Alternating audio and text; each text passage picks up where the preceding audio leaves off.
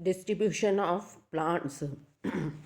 हम देखते हैं कि पृथ्वी पर सभी जगह जो है पादपों का यानी कि प्लांट्स का वितरण जो है समान रूप से नहीं पाया जाता है।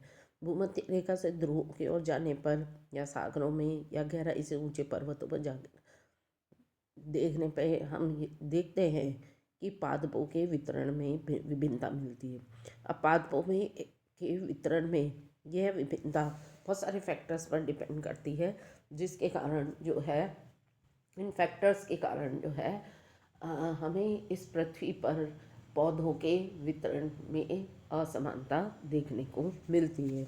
उसमें जो प्रमुख कारक हैं वो हैं climatic factor, edaphic factor, biotic factor और फिजिकल फैक्टर। इन फैक्टर्स में विभिन्नता होने के कारण ही पादपों के वितरण में जो है विभिन्नता देखने को मिलती है। जलवायु कारक यानी कि क्लाइमेटिक फैक्टर में जो प्रभावित करने वाले कारक हैं वो हैं टेम्परेचर, लाइट, ह्यूमिडिटी, रेनफॉल। ये सभी क्लाइमेटिक फैक्टर हैं जो कि एक प्लांट को जो है नियंत्रित करते हैं। इसी तरह से एडेपिक फैक्टर यानी कि मिट्टी कारक यानी मिट्टी की उर्वरता कैसी है, उसमें पोषक की मात्रा कैसी है, मिट्टी का गठन कैसा है, उसकी संरचना कैसी है, ये सभी चीज़ें जो है पौधों के वितरण को प्रभावित करते हैं। इसी तरह से हम देखते हैं कि बायोटिक फैक्टर में मनुष्य और जीव जंतु आते हैं जो कि वनस्पति को प्रभावित करते हैं। इसके अलावा एक फिजिकल फैक्टर बहुत इम्पॉर्टेंट फैक्टर है। फिजिकल फैक्टर में यानी कि धरातलीय स्वरूप कैसा है, धरातलीय ऊंचा है, नीचा है, ढाल वाला भाग है, उबड़ खाबड़ है, प्लेन है, नदियों के किनारे है, तो किस तरह का जो है वो उसकी फिजियोग्राफी है।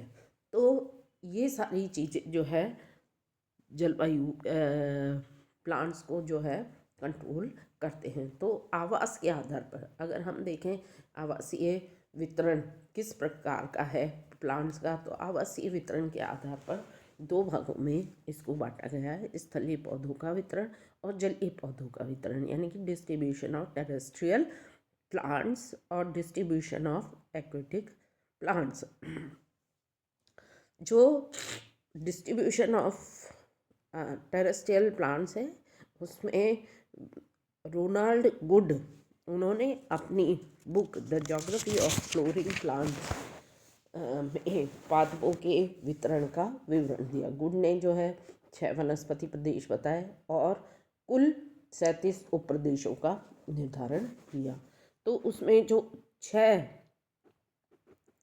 प्रदेश बताए वो थे Holarctic region, Palaeotropical region, Neotropical region, Australian region, Cape region और अंटार्कटिक रीजन।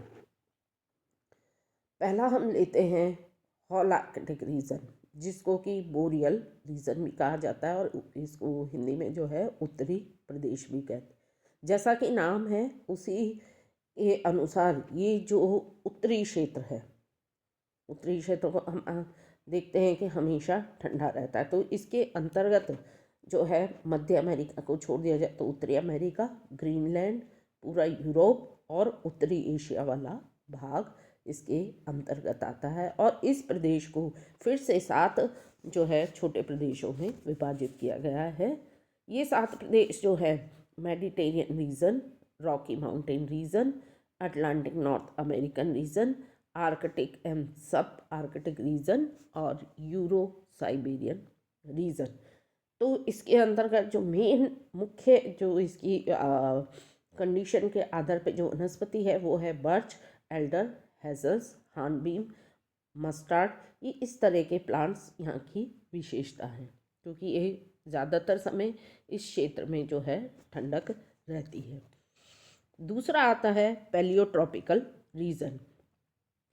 इसके अंतर्गत उत्तरी और मध्य दक्षिणी पूर्वी अफ्रीका, दक्षिणी पश्चिमी और दक्षिणी एशिया, दक्षिण पूर्वी एशिया, चीन का दक्षिणी भाग इसके अंतर्गत सम्मिलित किए गए। जो अफ्रीका की जो हाथी घास फेमस है वो इसी क्षेत्र में आती है। इसके अलावा विषुवत रेखीय अफ्रीका में जो सदाबहार वनस्पति है वो भी इसी रीजन की वनस्पति है। इसके अलावा पर्णपाती सदाबहार वनस्पति, ज़ीरोफाइट्स, ये यहाँ के प्रमुख रूप से पौधे हैं। इनके उपप्रदेशों में मलेशिया, इंडो अफ्रीका और पॉलिनेशिया, ये 3 जो हैं इस पैलियोट्रॉपिकल रीजन के भाग हैं। तीसरा आता है नियोट्रॉपिकल रीजन। इसमें जो इस नियोट्रॉपिकल नवायन वृत्तीय प्रदेश, इस प्रदेश का विस्तार पैटागोनिया और दक्षिणी चिली के अलावा पूरा दक्षिणी अमेरिका महाद्वीप को इसके अंतर्गत ले सकते हैं। तो यहाँ पर जो है उष्णकटिबंधीय पुष्पी पादपों का जो विकास है वो इसी क्षेत्र में हुआ है। और इनके कई रूप जो है पैलियोट्रॉपिकल प्रदेश की वनस्पति से भी मिलते जुलते हैं, क्योंकि पहले क्या था, ये पैलियोट्रॉपिकल, नियोट्रॉपिकल, ये सभी क्षेत्र जो है आपस में जुड़े हुए थे और बाद में जो है इनका अमेरिका और अफ्रीका क्रेटेशियस युग में जो है धीरे धीरे अलग हो गए और पुष्पी पादपों में अंतर आया। चौथा आता है ऑस्ट्रेलियन रीजन। इसमें पूरा ऑस्ट्रेलिया लिया गया है। यहाँ पर ज़्यादातर ऑस्ट्रेलिया के यूकलिप्टस इसी के अंतर्गत आते हैं, क्योंकि वर्ल्ड के जो है 75% यूकलिप्टस इसी रीजन में मिलते हैं। करीबन यूकलिप्टस की 600 प्रजातियाँ यहाँ पाई जाती है और जो है यहीं से जो है और जगह पर यूकलिप्टस को ले जाया गया। पांचवा प्रदेश आता है साउथ अफ्रीकन और कैप रीजन। अफ्रीका महाद्वीप का दक्षिणी भाग जो है इसके अंतर्गत आता है। इसमें गार्डनिंग प्लांट्स ज़्यादातर शामिल हैं, जैसे इरिका, फ्रेसिया, लोबेलिया, निफोजिया आदि। ये प्रमुख प्लांट्स जो है इस क्षेत्र की विशेषता है। यहाँ जो है हर्ब्स भी पाई जाती, कई हर्ब्स जो है, कई शर्ब्स जो है वो पाई जाती है। और यहाँ की विशेषता सदाबहार शीतोष्ण कटिबंधीय वन है। छठा जो रीजन है अंटार्कटिका रीजन, यानी कि न्यूजीलैंड से लेके चिली तक एक पतली पट्टी के रूप में फैला हुआ है। यहाँ पर नोथोफेगस पानी के साथ विकसित होने वाले पादप जो है यहाँ की विशेषता है। इसके अलावा नेटिव घास यहाँ मिलती है, शॉर्ट टसक ग्रासेस मिलती हैं, फेस्टुका, पोआ, ये यहाँ की जो है प्रमुख वनस्पतियाँ हैं। यहाँ पर जो है आवृत बीजी, अनावृत बीजी वृक्ष भी जो है प्रमुख रूप से पाए जाते हैं। तो ये जो है 6 प्रमुख क्षेत्र हैं जिसको कि टेरेस्ट्रियल प्लांट्स के वितरण को इन रीजन के आधार पे जो है बांटा गया है। अब आते हैं हम डिस्ट्रीब्यूशन ऑफ मैराइन प्लांट्स और एक्वेटिक प्लांट। इनको आवास के आधार पर 3 भागों में बांटा है, प्लैंकटन, नेक्टन और बेंथिक। प्लैंकटन जो ये फ्लोटिंग प्लांट्स है, बहुत छोटे छोटे प्लांट है और जहाँ पर लाइट रहती है वहाँ पर ये फैले रहते हैं।